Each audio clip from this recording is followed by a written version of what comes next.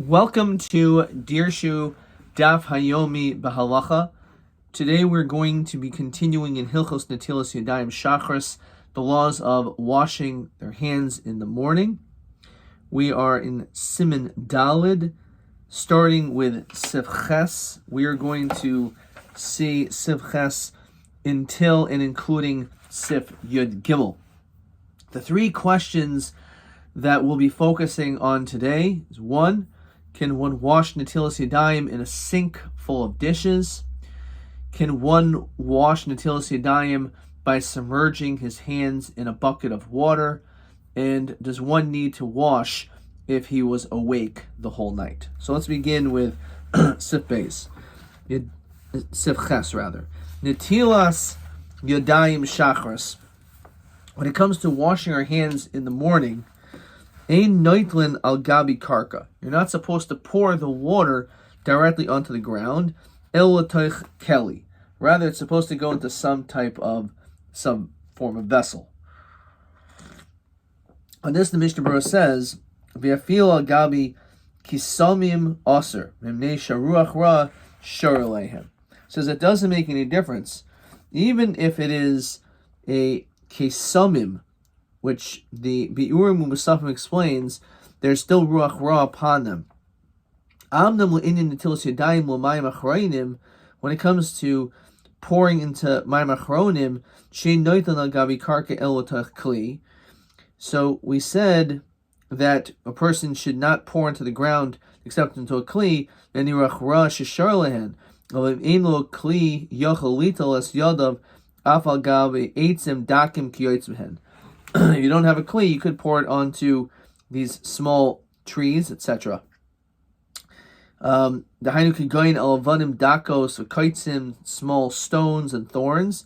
Shemehem nivloim hamayim ve'enim miskabtzim l'mamakam echad. So, in the event that it will end up absorbing into the ground, then it's not problematic.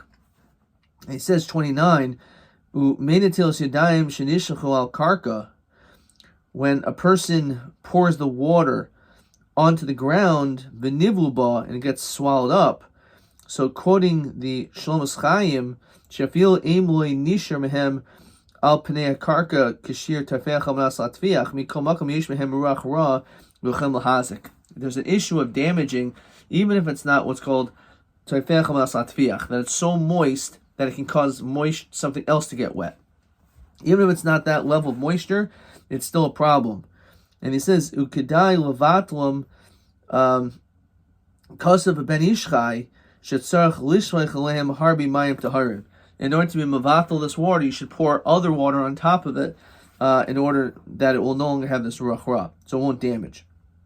And then he says, "Ukshenavchu min netelas yadayim al ritzbah." If you pour the netelas yadayim onto the floor, ein tzarach lishleich alehem mayim al manas levatlam.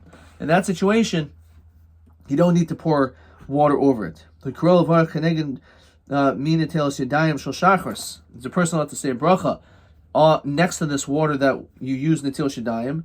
So in this, the Shar Tshuva says Sheminhag Shaloi Limud Kenegdom. He says a person should not actually learn Torah opposite where this water is spilled. However, he quotes the Chazon Ish that says Lo Haya Nimna Muladabri Devitar Keneged. That we're not makbid when it comes to this according to the Chazon Ish. Fine. All right, let's continue with the Mishnah Berurah. So he says that Kelly, the time sheniach shnei kelim mirayshosav echad mole ve'echad reikan. One should be full, one should be empty. Fine. What does that mean?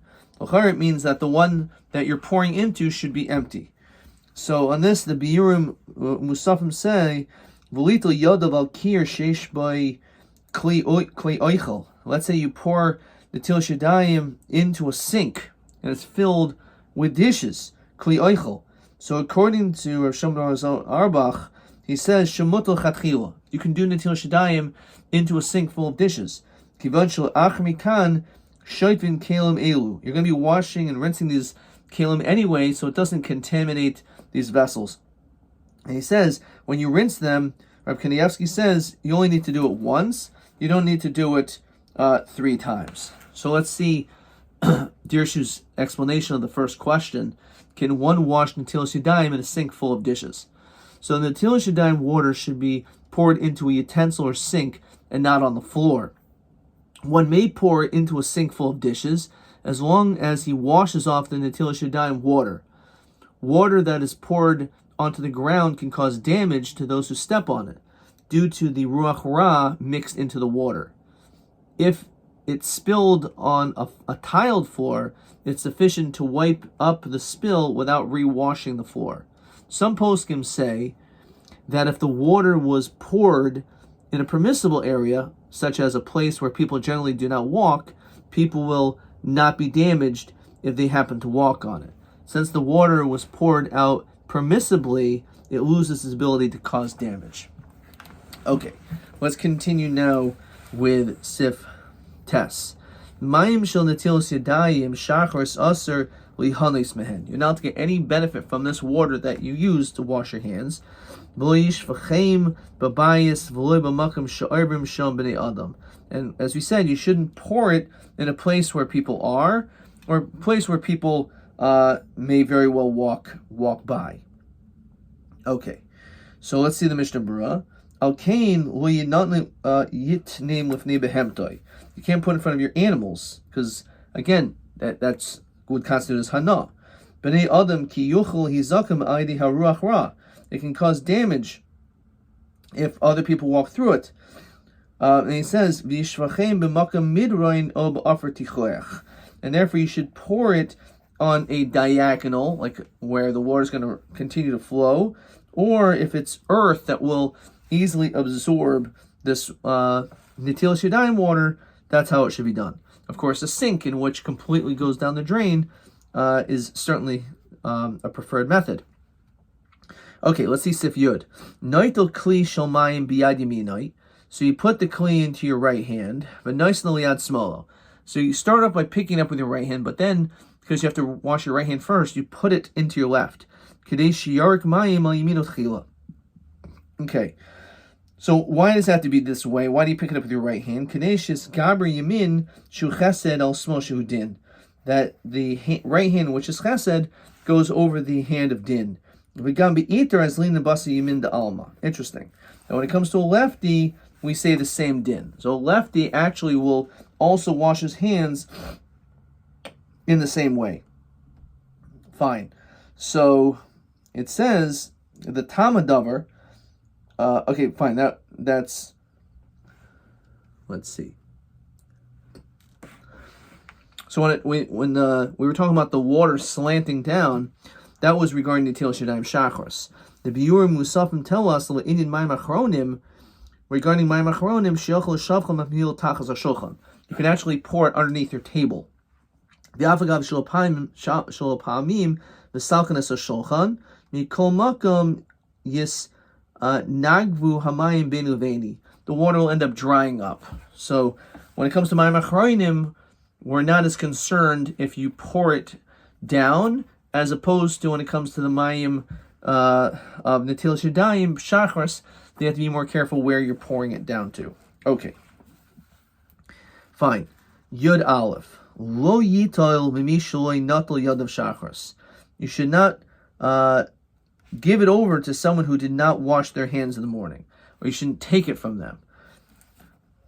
This is actually one of the ways that a person, the Gemara says, is one of the 3 things, which is shafim. Fine. So it says Yudal Yitel Retzel Weimer Lishmeichlo al Yadav El Aval Havilo Mayim Mutter. You can actually give it to him, but you shouldn't have him pour for you. Fine. He says Amanatilo Achil or Shai Litel Mimishol Natal Yadav. If you have regarding the Netilas Yadayim of for Suda, interestingly enough, where we're normally more strict, there we're lenient. Yud Beis. Im Shikashah Shichshech Yadav Osech Kli Shel Mayim, also in the Tila Kriya Shema Tefillah. Let's say you dipped your hand into, like, submerging your hands into like a bucket of water. So in that situation, it says it's good for davening and for Shema. Avalolurach Ra Shalehen. It does not work when it comes to the Ruach Ra, which is in your hands. It's enough for Tefillah and for, because you're supposed to wash your hands for Tefillah and for Krishma, but not when it comes to this. This is not acceptable. Im Shichshech Yadav Begimel Meimais Muchulafim. What happens if you dip your hands into 3 different types of waters? So if it's just one bucket, certainly not acceptable, because it has to be 3 times. Only 3 times it removes the Ruach Ra. The question is, if you do it in different buckets, maybe that's acceptable. Okay. So he says, L'kriya Shema Tefillah, v'yochel varech al netilas yadayim. You can actually even say al netilas yadayim, Diamrina and Bekir v'rachasu mimenu v'loy b'soichai. It says that you rachasu mimenu, it's not in it. Hab alma afil b'toichai. Mashma, everywhere else, you can even submerge your hands in it. Abul haver ruach ra boy iroi gimel pamim dafka. It has to be that's poured on you 3 times. B'shichshach b'kli afil mea pamim l'chashav el echad. And if you stick your hand in it, it's even 100 times. It's keel like you only did it once. Shemiyad nit muhamayim v'habi kamoy shaychin. Because we say that it causes the water to become contaminated, and therefore it's not good water anymore. Mishum hachin mistapik achakach b'yemois mechulafim. Maybe even washing is enough. Does it need to be that you're pouring from a kli? So in this, the Pri Megadim writes, if let's say you stick your hand into the river 3 times, or into snow, hamunach al karka al aretz b'shloshim koimos b'chalafim v'yohach lumahani rachat. He says that still doesn't help, except for davening. We'll say even though you're actually dipping it in 3 times into a river, it still may not be good enough when it comes to netilas yadayim. Again, maybe it's dafka, you need to pour it from a kli. Sarad posku the menahar v'chen b'shelig mikveh mahani afal haberach ra. According to these shitas, they say no, that putting your hand into a mikvah or into a river 3 times, that should be sufficient, that should work. Okay. Fine. So the question is, can one, again, wash netilas yadayim by submerging his hands? So with this, let's look at the biurim u'musafim. He says, again, maybe you need iroi b'kli. So, number 36. Kalemer shema yesh lahakbid al iroi. Maybe we're strict, it has to be poured. Ach lahakbid al kli, and we're strict, again, you have to use a kli. So on that, she'en sarach b'makam she'en lo. He says, maybe when it comes to a kli, maybe we're not so makbid. Umasha kasav kan she'ulai sarach iroi mekli, when it says a kli, so Rabbi Kanievsky says, shaloshin kli hu lav davka. The kli may not be what's necessary. The question is, does it need iroi? Is there a necessity of pouring? So again, the question that was asked is, can one wash netilas yadayim by submerging your hands into a bucket of water? So based on what we just said, the Shulchan Aruch rules that submerging one's hands in a utensil filled with water is sufficient for the halachic aspect of netilas yadayim. It is not effective in removing ruach ra, however. He is unsure whether the ruach ra can be removed by dipping the hands in 3 different utensils. Therefore, one must pour the water l'chatchila. If he is unable to pour the water, his hands should be submerged 3 different areas of a utensil containing water. Some say that any water which is connected to the ground does not become defiled through ruach ra. Therefore, one may submerge his hands in a mikvah, river, spring, or pile of snow to remove the ruach ra. Okay, now let's continue with the last sif of the day. Im haya neir kol halayla. Let's say you were up the entire evening. You did not sleep. So what's the dimay netilas yadayim? So yesh l'stapik im sarach lital yad v'shachars. It's questionable if you have to wash your hands in the morning. L'hispal l'hav your ruach ra miyadav. Is there going to be ruach ra? It's only when you sleep is there ruach ra. So it's a suffix. The Ramah says yitlim b'lo bracha. Therefore, you should still do it, but make sure you do not say a bracha. So this, the Mishnah Berurah tells us, it says, below bracha, Yesh me'acharayim shechoken al achras Ramah. Even though it sounds like the Ramah is coming up with a fair compromise, not everyone agrees. And some hold that actually Sarach Avarach. You do still say the bracha on the Netilas Yadayim. Ve'esh maskimim mimoy. V'chol ze b'loi asa sarachav. Those whole question of whether Netilas Yadayim is necessary and should you say a bracha is if you don't need to use the bathroom. Let's say a person needs the bathroom before and they use the bathroom. Even the Ramah, l'chayra, would hold that you would actually wash your hands with a bracha. This is the proper way of what a person should do. If you're up the entire night of Shavuos, and now it's about time to daven shachris, so what you should do is yasa srachim, go to the bathroom, yatul mayim v'shavshef. You should again pour water and rub your hands. So if your person goes to the bathroom, so then certainly one is mechuyev to have to wash their hands and to say a bracha. Okay, so the poskim discuss whether a person must wash Netilas Yadayim in the morning if he was up all night. This question pertains to both the Takanam Netilas Yadayim and the issue of Ruach Ra. The Ramah, as we saw, holds that one should wash without a bracha. Others rule that a bracha should be said.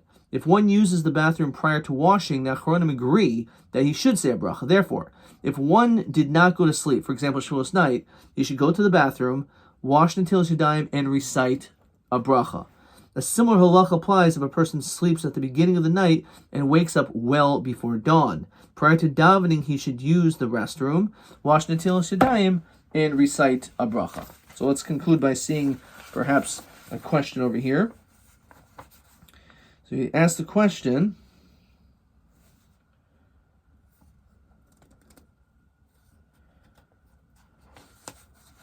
let's see if there's any questions on this. Must one wash hands 3 times after sleeping more than 60 breaths by day? So there's a suffix one should wash without a bracha. But over here, the question again was, if you didn't sleep at night, so again, the Shavuos night, so the Ramah holds, still wash your hands without a bracha. But if you have to use the bathroom, wash your hands, and then the poskim say, you should say the bracha of Netilas Yadayim.